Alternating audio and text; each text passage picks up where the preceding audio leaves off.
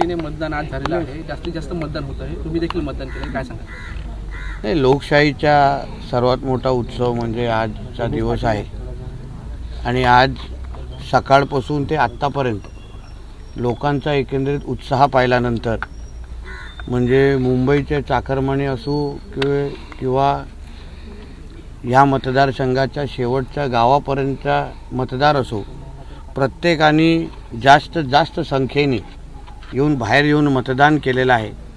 जे आम्हाला सगळ्या जणांना अपेक्षित होतं की जास्त लोकांनी बाहेर येऊन मतदान करावं।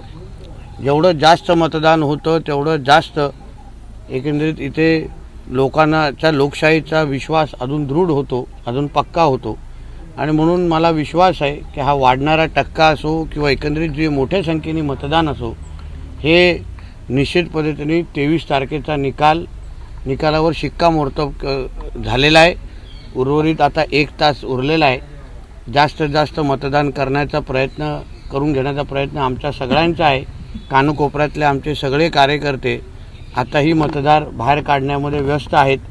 अजूनही मुंबईची एक ट्रेन येणं बाकी आहे आणि म्हणून मला असा विश्वास आहे की उच्चांक असं मतदान यावेळी विधानसभेला होईल।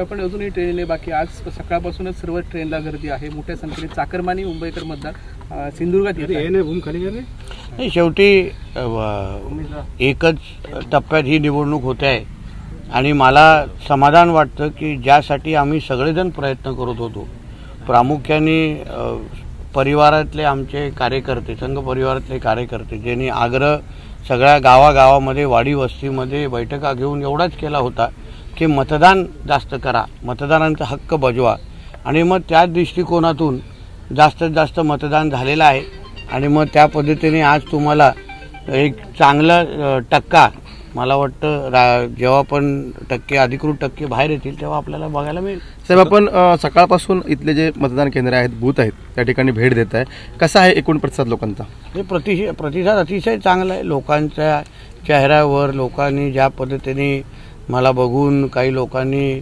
स्वतःच हॅट्रिक नक्की असं बोलणं सुरू केलेलं आहे आणि म्हणून आता जो काही विश्वास लोकांनी माझ्यावर दाखवलेला आहे, 10 वर्ष त्यांची प्रामाणिक सेवा मी आतापर्यंत करत आलेलो आहे।